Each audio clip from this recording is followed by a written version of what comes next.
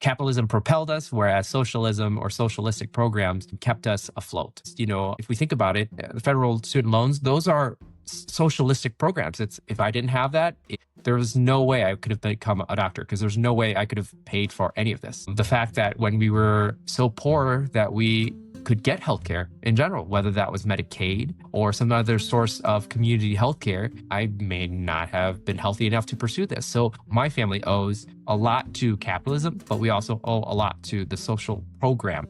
You're looking at how much you have to pay for law school. I didn't get a full ride. I had to come to terms with the possibility I was going to go into government service. I would be forfeiting a, heftier paycheck if I was to go into big law. Do I have a calling and I'm willing to work for less for that calling? All these insurance companies are competing with each other, but they're also competing to keep the most amount of profits as possible at the behest of their patients and their insurers. In a free market system like we have, the competition breeds more competition. Capitalism breeds more capitalism.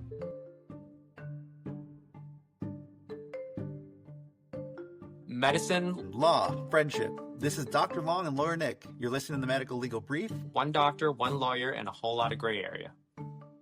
Welcome back to another episode here on the Medico-Legal Brief, everyone. We really appreciate you guys tuning in. First off, as always, if you have not already liked, share, and as well as subscribe on whatever platform you're following us on, because we want to make sure that you are up to date with our newest episode every single week. You would be notified and follow us on this journey as we grow this podcast more. But today, we're going to get right into the topic. Nik, tell us what we're going to be talking about today. Today, Dr. Long and Lawyer Nik are going to talk about capitalism, what it is to be in a capitalistic society as a doctor, as a lawyer, how the legal industry and medical industry are impacted by capitalism. We'll have some anecdotes, we'll have some experiences that we're going to share with you.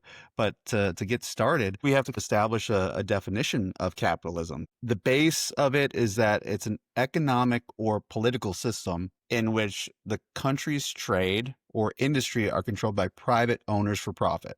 So those private owners are growing businesses, they're selling their trades, they're selling their craft. Basically, it's the ability of a business owner to grow profits from selling and or trading a service or a good. Absolutely, yeah. And capitalism gets opposed or gets compared to what its opposite would be is what we call socialism or socialists, or even sometimes communism. It's where in those countries or in those economic industries, it's more of a collective, whereas again, capitalism is very much independence, individualistic, business oriented, especially in the private sector.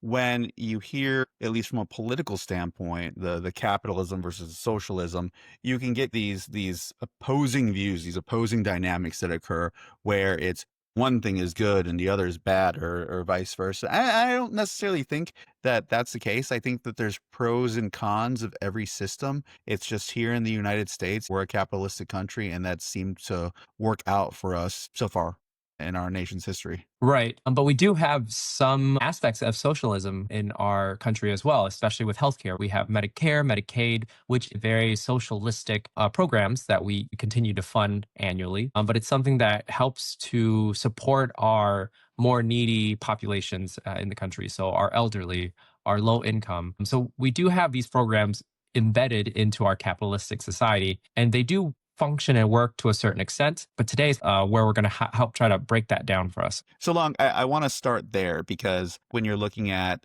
socialist viewpoints as opposed to capitalistic viewpoints, and you're looking at healthcare in general, there's a lot of comparison as to, well, the United States of America does this, but then there's other countries that have broader access to healthcare, whether that's Canada or Scandinavian countries. So how do you juxtapose those two things against each other? How do you compare the United States healthcare system versus those that may be a little bit more socialist progressive?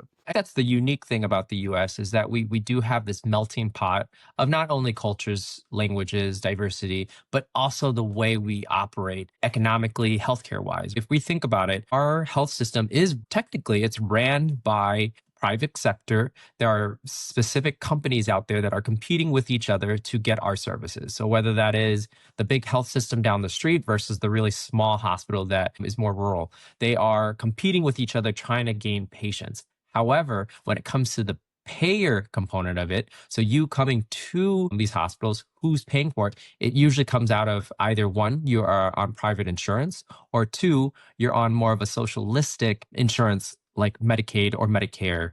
And so that is where it gets confusing on how you would want to categorize our health system here in the US. I'm not necessarily sure if that's a good thing, a bad thing. I think it's still dependent on where you fall within not only the ranks of, are you currently using Medicaid, Medicare? Are you using those programs, or are you only using private? How is your income compared to the rest of the country? So there are a lot of components that will then navigate or push you towards whether you like the system that we're currently in versus you prefer a system more like Canada or the universal healthcare system. I was actually talking to two individuals, both from Canada, one of which was one of my students. Another was just a neighbor who had moved in down the street. And they definitely had opinions about healthcare in Canada, which somehow the conversation got to that point. The first individual had mentioned that his healthcare experience in Canada, he had an emergency with his wife. And although he went to the hospital and everything was supposed to be covered,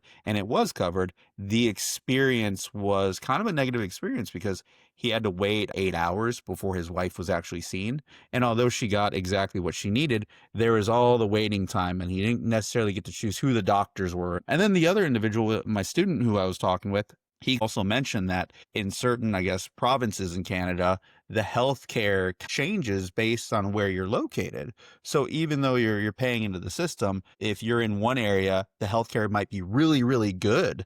But if you're in another area, the healthcare that you end up getting might not be as good. So there's definitely different versions of it when you're getting it, I guess, subsidized or for free. The United States, to your point, everything's private for the most part when you're talking insurance or going through your company. Like, he's paying for that insurance, somebody's paying for that coverage, and that dictates where you end up going as far as picking your health system, getting the doctors, getting the medical professionals, the access to those individuals. And that varies from what you're picking, but you get more of a choice, it seems. Well, more of a choice in terms of, if you make more money, then you're going to be able to afford the better doctors and a better system. You can Yeah. change your insurance if you need to.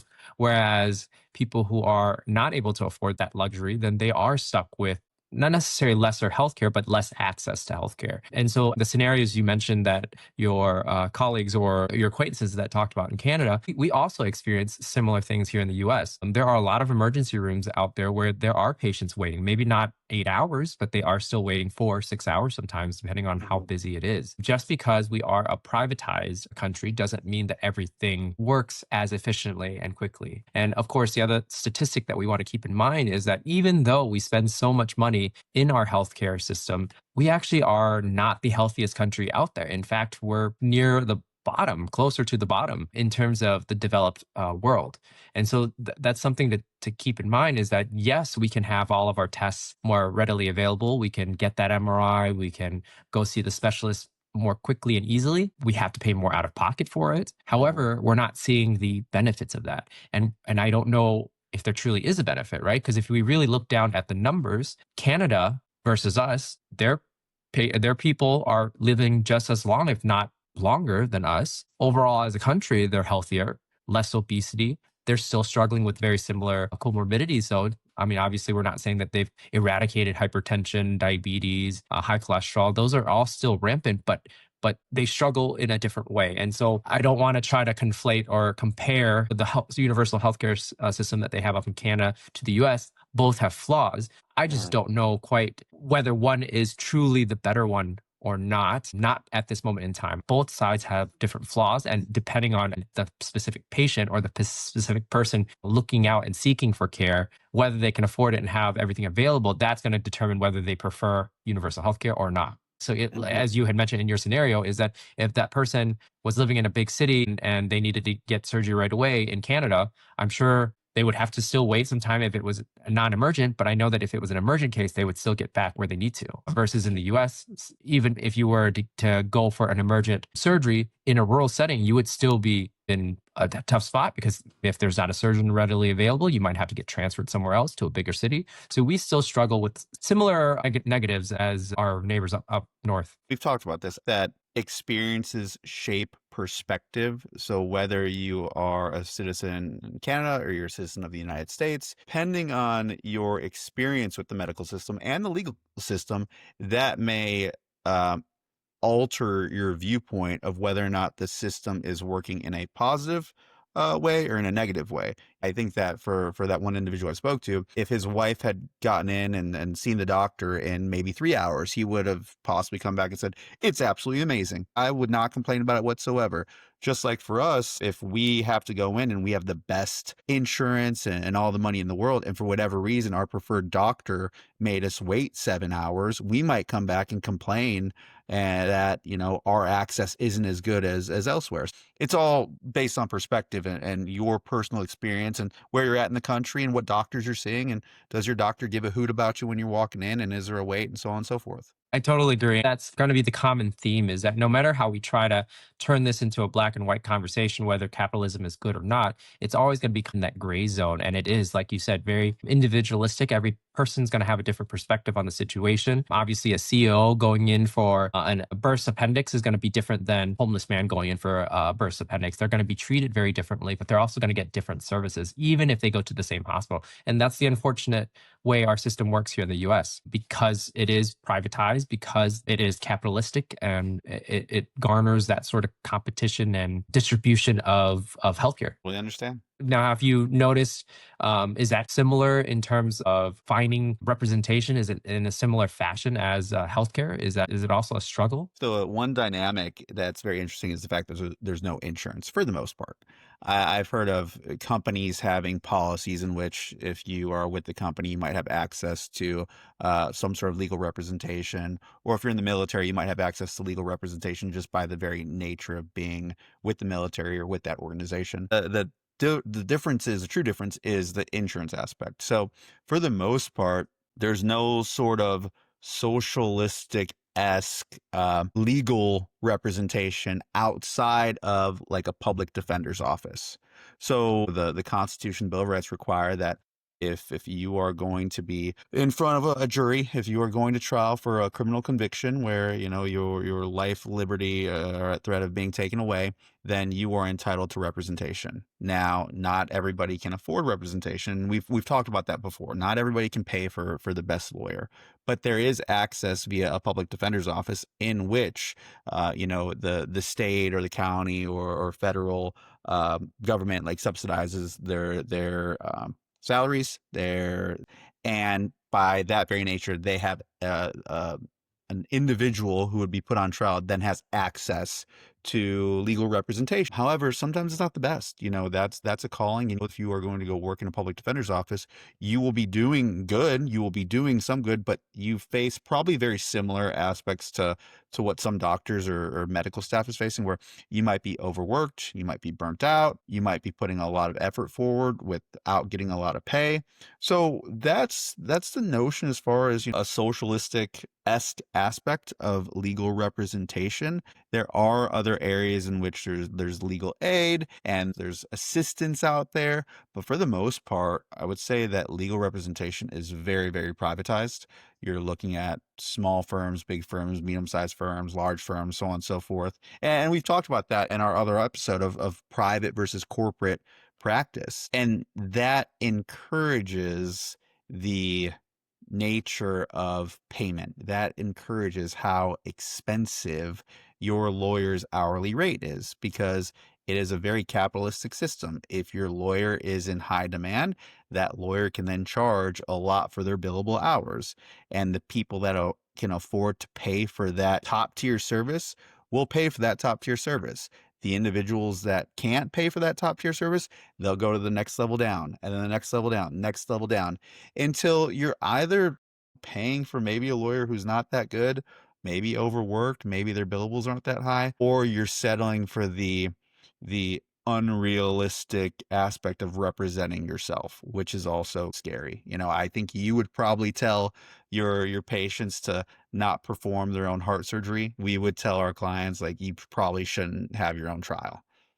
So that leads me into a question then. How do people get into that public sector if that's not you make it sound as if it's not a desired position or desired area of law that most people want to go into. So what is being incentivized for people to actually pursue that route? Is it student debt? Is it income? Do they make more? Do they make less? What is incentivizing people to actually go into that public defender side of things? That's a very good question. I can't speak for those individuals, but I think that it's more of a calling. You want to do right in the world, and by doing right, you are able to represent those individuals that do not have the ability to pay for that top tier justice. I fully believe, and I've said this many, many times, that everybody should have access to justice. Everybody should have access to fair representation. And there are individuals that wholeheartedly believe it so much that they're willing to base their entire career off of it. God bless those people, because you need them. You need them in our society. You need somebody who's able to say, hey, I may not be getting paid as much as my peers. I may have to work more hours than my peers, but my calling to defend others is so strong that I can put all those things past it. However, you do have these, I don't want to say incentives, because incentives sounds positive, but you have these situations in which you might go to law school and accumulate a lot of debt from student loans. And then your only option is to try to go back into the system and work to recoup those losses, to repay that student loan debt.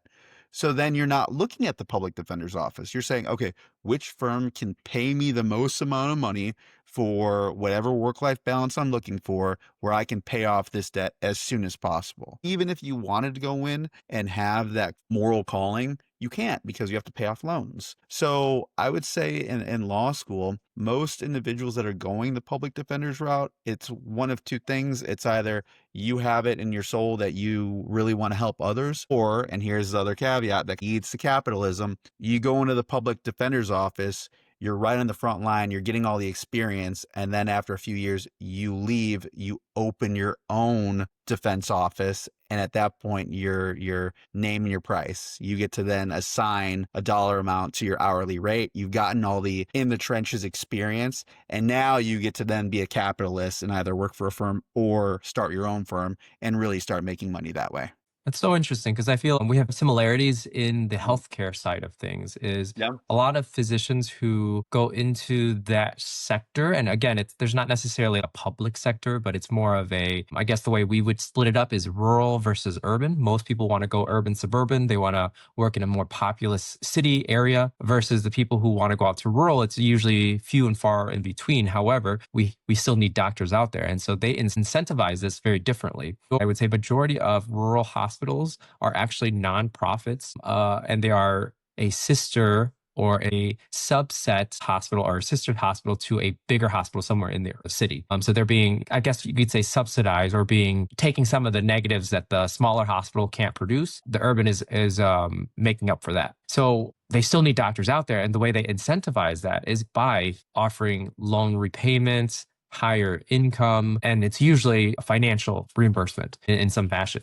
But this is where the capitalism, socialism comes into play, is that the government does have incentives to basically push people into these areas as well, because they have loan forgiveness programs, which would be considered socialistic because it's for everyone and it's ran by the government versus private corporation, private company. And so that's where it becomes interesting and muddied when we actually break it down and discuss how do we get physicians into these areas of need. Another group of physicians that tend to go there are people who maybe have done something wrong. Maybe they have a blip on their licensure. Maybe they've had some malpractice issues in another area, and they have to find a different location to practice for a short period before they can go back. There's a lot of things. And again, that is far and few between. Usually, I'm not saying that doctors who work in a rural setting are all bad. Of course, I worked in a rural setting.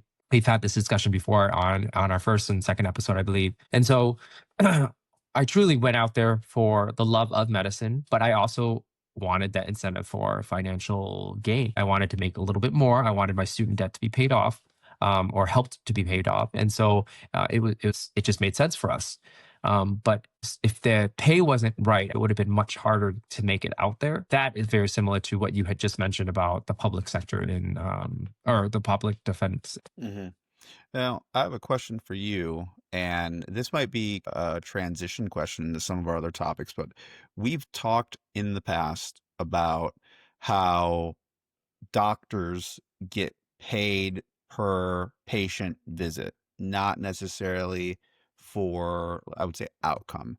So do you think that the privatization of medical care, and this goes back to your point of us not necessarily being the healthiest country in the world, but the privatization of medical care influences the reactive nature of medicine as opposed to the preventative nature of medicine, where there is a benefit for every time a patient comes in and sees you, whether they're sick or it's a follow-up, it's a benefit. Somebody's getting paid, prescriptions are being written, money's being made, so on and so forth. I want to clarify that. So, physician's income is usually a mishmash of different things. Portion of it is, yes, patient numbers, how many patients you're seeing, the complications of patients, that will give you a certain amount. But then there's also a portion that is directly tied to how healthy your patients are.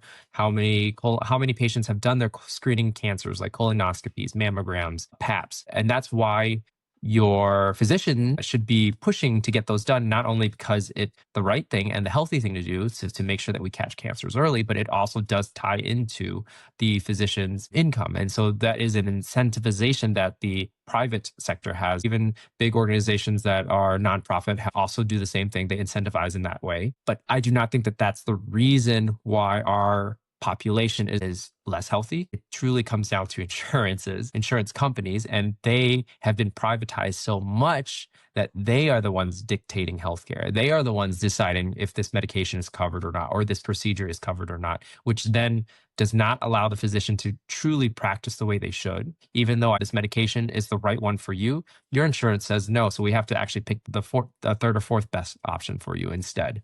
And so that is truly where the breakdown of medicine in the US comes, is the insurance companies. But because we are a capitalistic country, of course, these organizations are blossoming and blooming and going crazy because they're making so much profits. That is, again, leading into this next conversation of the pros and cons of capitalism. And that definitely is one of those cons, is that all these insurance companies are competing with each other, but they're also competing to keep the most amount of profits as possible at the behest of their patients and their insurers. And it's a very frustrating system for sure. It's not just a patient to medical system relationship. You have this third party that's floating out there where they're ready to come into the play. They're ready to come in and make their money. And that's hard because, to your point, it's dictating a lot of stuff. We've talked about my wife being pregnant. Well, even today, she had a prescription written for her, and next thing we look on Walgreens.com and it says, "I'm sorry, insurance isn't going to cover this." And the bill would have been outrageous. So now we're calling the hospital system, we're calling the nurses, the doctors, trying to get somebody to then relay to the insurance why this should be covered. And it ends up being this exhausting back and forth that we just have to wait for a determination as to, okay, is this about to be an expensive Walgreens visit, or will this actually be covered by insurance? You got it. The interesting thing is the way physicians are trying to combat this, the whole insurance network, is by going private. We've had an episode where we talked about the corporate versus private sector of medicine. And this is exactly what doctors are doing, is that they're actually going out on their own, hanging up their own shingle and opening up their practices so that they no longer have to deal with insurances. So now patients are allowed to pay cash. And then this is one of the cons of capitalism, is because we have the ability to go out and build whatever type of business we want to, there are groups out there, are people out there who will buy an MRI machine and just have patients pay cash for MRI screens. And so that is one of the benefits of this country, that we can get those things readily available, and we can go out there and find a physician that doesn't take insurances, and then we can pay cash for lab. But again, I don't know if that is the right way to do things either, because then that can lead down another path where maybe we're over scanning, or maybe we're over testing, maybe we're finding things incidentally that is then leading to more expenses down the line. And so it is a really hard conversation to have, to decide what's right, what's wrong. For us to truly make this system better is if we were able to completely wash it all away and start from ground zero. And that would never happen. That would never happen. But even then, in a free market system like we have, the competition breeds more competition. Capitalism breeds more capitalism. If somebody can recognize that a dollar can be made by doing something, and they believe that they can do it cheaper, or they can do it faster, or they can do it better, then at that point, the competition is It just goes and goes and goes and goes. You get the same thing if you're in a small town, at least from a practice standpoint. If I decide to stay in Dallas and practice law, I'm competing against so many lawyers.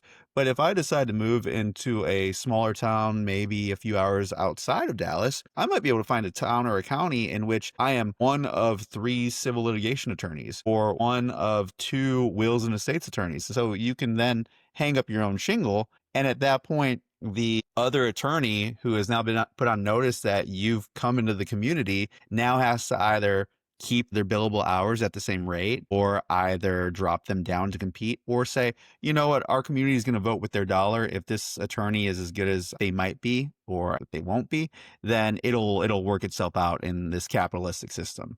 So there's always the ability to breed more competition. But I think that you kind of hinted at it. The fact that anybody can do it, and I say anybody, a licensed professional, at least in the legal and medical fields, the fact that anybody can do it then might cause a situation which you're not getting the best legal representation or the best medical support, because at that point they've hung out their own shingle and they can say, oh, I'll just do it myself. And it might not be as good. It might not be as good as working with that big law firm or that big private medical system conglomerate that's out there that you might have access to. So then what are your thoughts from a legal perspective? Is capitalism a good thing or a bad thing for law? Go back and forth because again, my moral compass says everybody should have access to justice. And when I was in law school, I helped out with the Innocence Project. So what the Innocence Project does is it allows lawyers to give their time and review cases from individuals who may not have had the best legal representation, or maybe there was something flawed in their case in which, 20 years later, DNA can now prove that this, that, or the other. So I was part of that. And it felt really good being part of the Innocence Project because I got to, read letters from people that were in prison and really make an assessment as to, okay, did something happen here? But that was me in law school. I was working to get the experience. I was working to add it to the resume. I think that capitalism can really discourage that type of access. Being just, being fair, equality versus equity. There's all these philosophical concepts of trying to create an even playing ground for everybody. And when you are just a very, very small player going up against a big player, it may not be fair. I've talked about it before. Anybody can sue anybody for any reason. If you have a neighbor down the block that is multimillionaire and they want to take you to court, they can take you to court. And the only thing that you can do is, if you're not as well off, is try to fight it with a base level attorney, try to fight it with somebody who may do a good job, maybe somebody who's fresh out of law school. And that can be frustrating because you want equal playing field. You want to be able to have a fighting chance against somebody. But I'm also, I'm a capitalist. I appreciate the fact that if I can go out and I'm a small business owner now, if I can go out and create something and put $1 behind it, I'm okay with that too. It's just the nuance of legal representation and making sure everybody has a chance and that you're not watering down representation. In society, there have been probably lots of wrongful convictions just based on the fact that either legal representation wasn't there or legal representation was poor. And I would probably say that under certain circumstances, and this is my question to you, under certain circumstances, maybe medical help may not be available based on those same concepts. Maybe with somebody who is doing something from a societal standard, or you're working at a hospital that may not be as privatized, or you're trying to do stuff with Medicare or Medicaid, that the access to healthcare may not be as good. We have a hospital here in Fort Worth that essentially, it's if you are someone of lower socioeconomic status, you should probably go to that hospital over any other hospital. And if you have a bunch of indigent individuals heading to that one hospital system, that might put that hospital system under a lot of pressure, and then things could be missed. So please correct if I'm wrong with that assumption. Each health system or each physician, if they're private, can choose to take specific insurances or not, or they can choose to do cash. And so that is the benefit of capitalism, is that they have that choice. If they don't feel they need to take Medicare patients because they don't want to deal with the headache of dealing with reimbursements from Medicare or Medicaid, then they don't have to do that. Now, obviously, there are certain legal rules. If you want to be a nonprofit, then you have to take certain types of insurances. Now, that is a completely different conversation. But overall, because we are capitalistic, because the businesses run the show, they get to make those decisions. So if you are in an area, there might be two hospitals, and one hospital may take all insurances, and the other hospital only takes private insurances. So that is something that you do want to make sure you look into. A big example of where I see this plays out every single day is when a patient gets discharged. So a patient gets discharged, for example, if they were in the hospital for a week or two, they're a little older, they're 60, 70, they're very weak, and they need to go to rehab, or they need to go to a secondary facility to get stronger and better before they can go home. Now, those facilities are going to be very specific to what type of insurance they have. If they have private insurance, they're more likely going to get the top notch, best of the best options, and they will be able to choose from those options. Whereas if they have Medicaid, they're maybe stuck with one or two options. And if they don't like it, then they're out of luck. And so there is very much a income disparity when we look at it and when we break down those details. A lot of people in public don't realize that until they're going through it themselves. A lot of kids who are taking care of their elderly parents don't realize that until they are dealing with it firsthand and seeing, I can't send my mom to this really nice facility. I can only go here because they're on Medicare. That's when people start to realize it. And that's why, again, not to make this political, but when we vote, we go out there and we vote, it's hard because we are always constantly voting for ourselves because that's what we're living, but we don't think about everyone else around us who are struggling in a different way.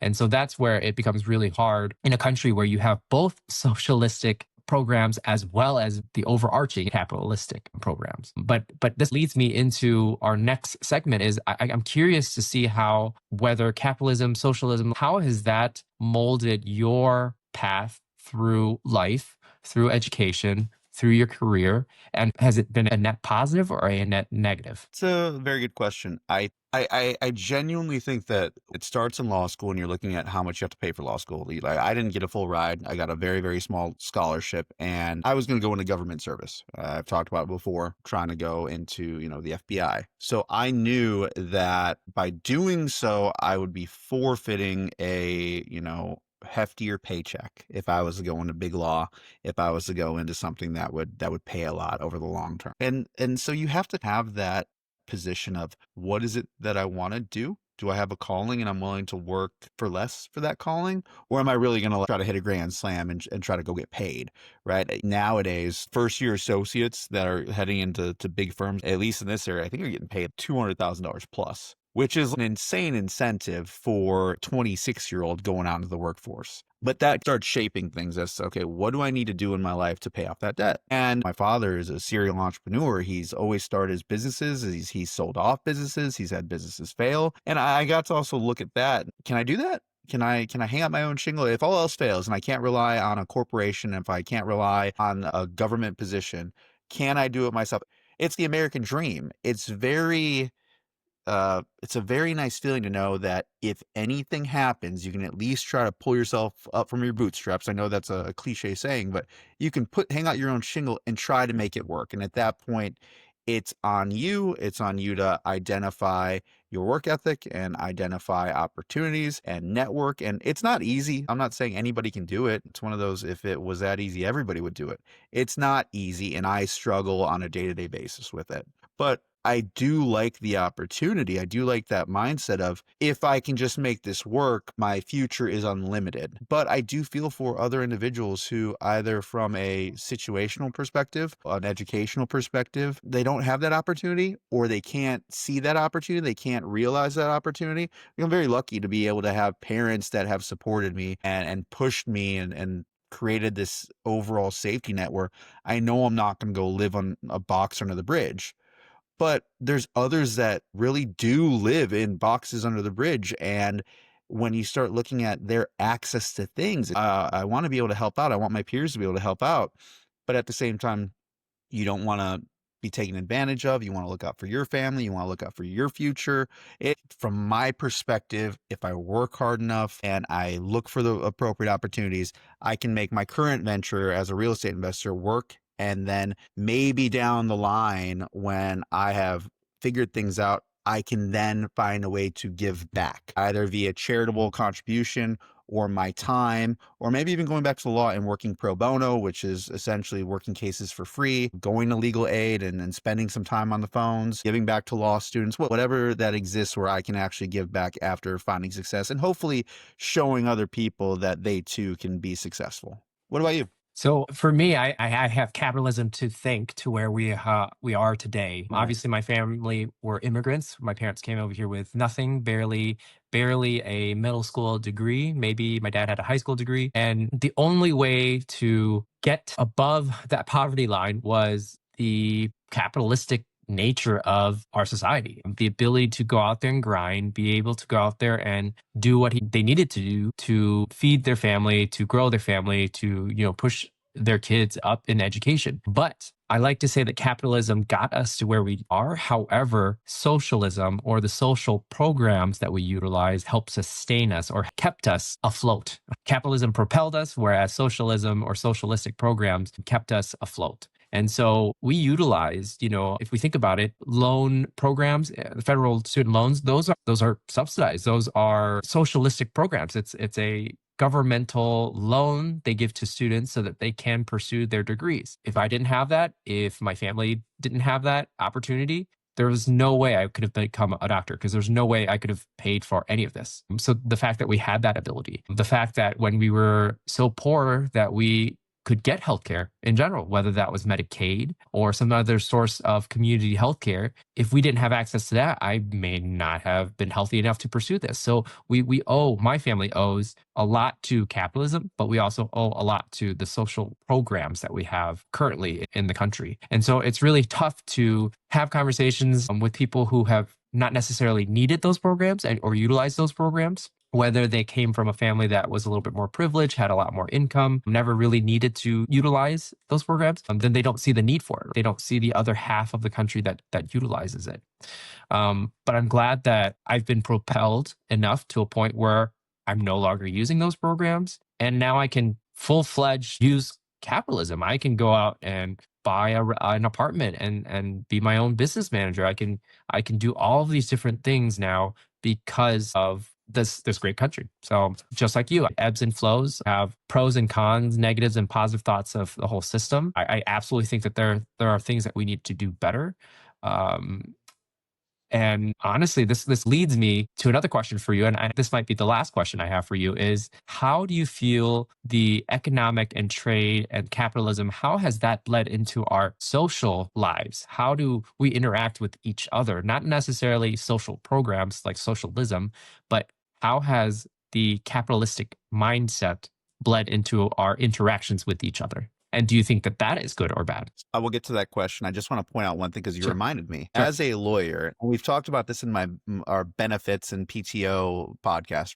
As a first year associate at a firm that was so small that didn't have a healthcare plan, I actually had to go through and go to the marketplace and utilize Obamacare to get health insurance. I am an attorney and I wasn't making enough money to go buy private insurance. So I had to utilize that system to ensure that I, as a lawyer, post-grad educated individual, had access to a system like that. Like that, I was terrified that I wouldn't have health cover or health insurance coverage, but that system, regardless of what you have to say about Obama, like that was, that really helped me get through the couple of years that I was at that firm and didn't have health benefits. So it's funny how, when you said it that way, it's a reminder of, yes, there are other things that I've utilized. I utilize those same student loans, the federal loans and the federal grants and so on and so forth. Like to have those systems in place throughout my life, when you think back, like they've poked up here and they've poked up there, and you don't really put that into perspective until you actually sit back and start taking accounting of,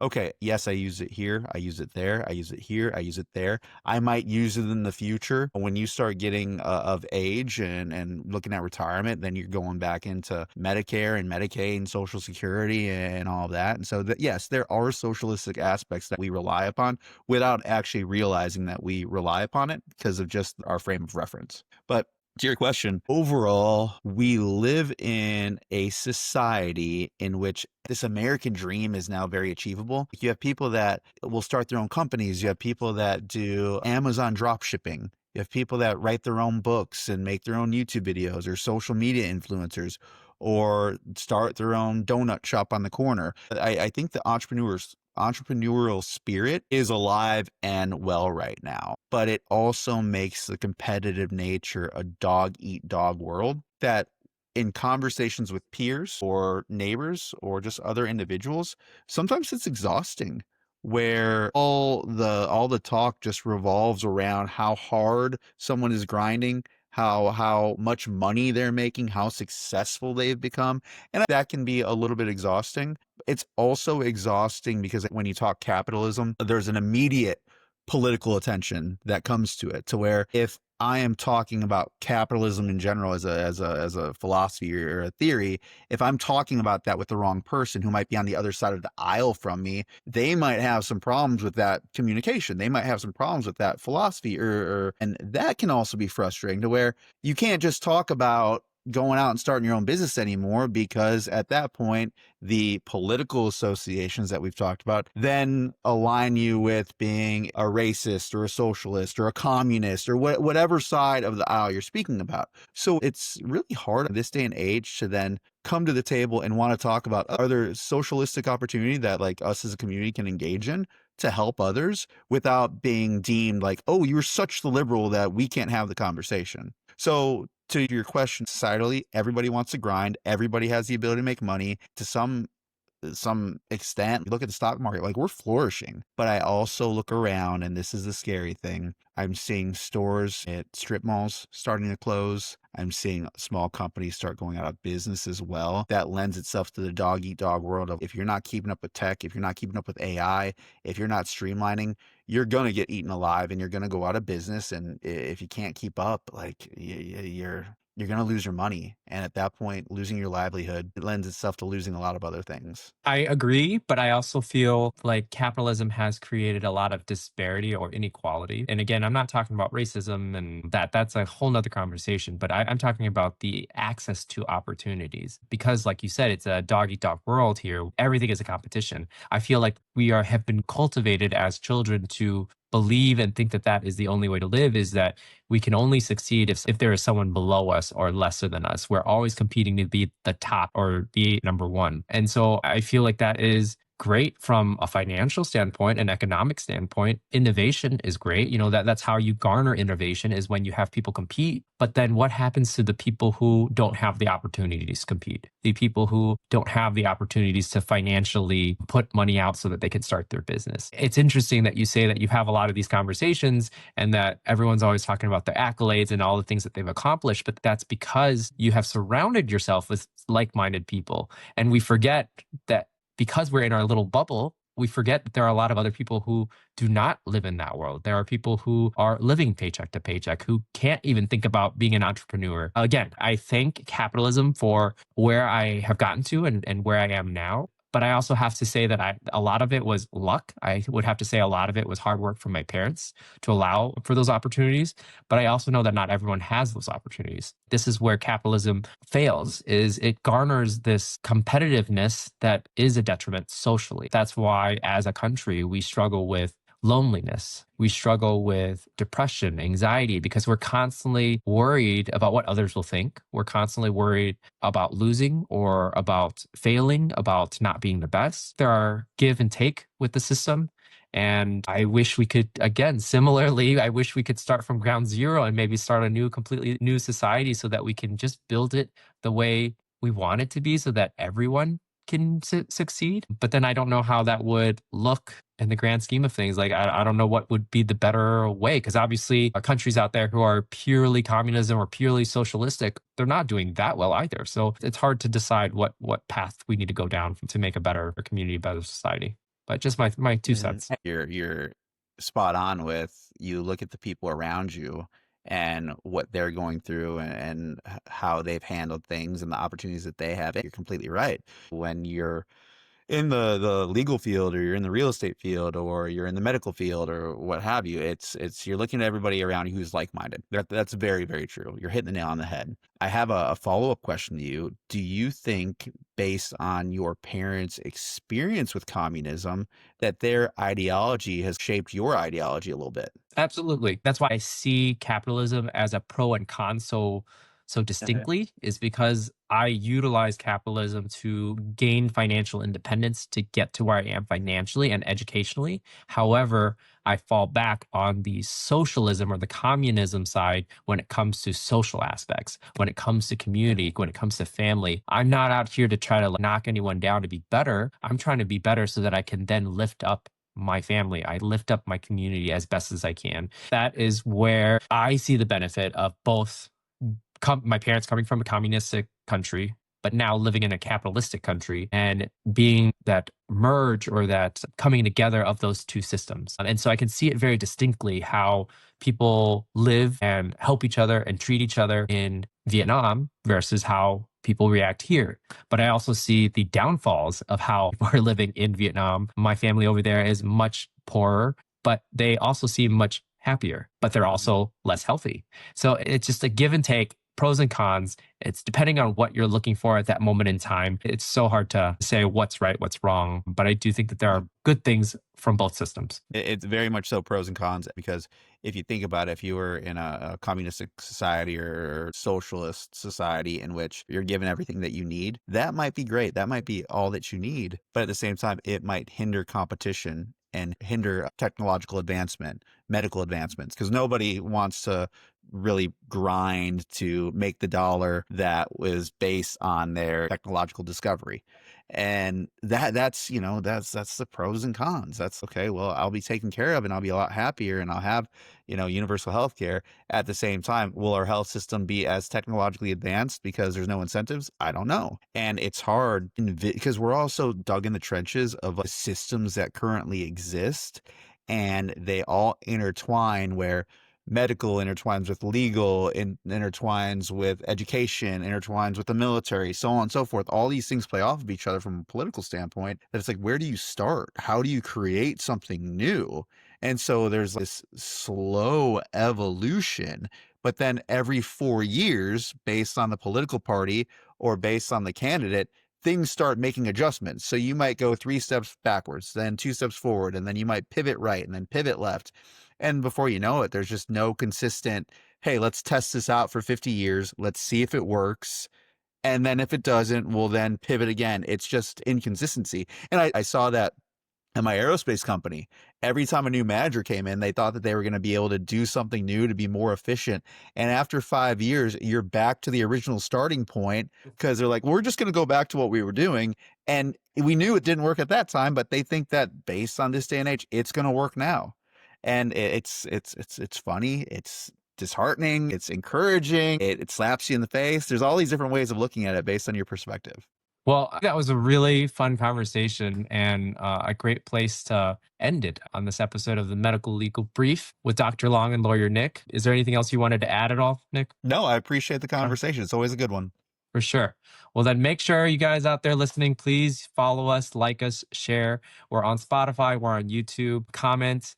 Let us know if there's any other topics that you want to hear from us. We're always up for debates, conversations, and hopefully you enjoy the back and forth that we always have and the communication that we have together. Again, we're looking forward to many more episodes down the line. Let us know what you think.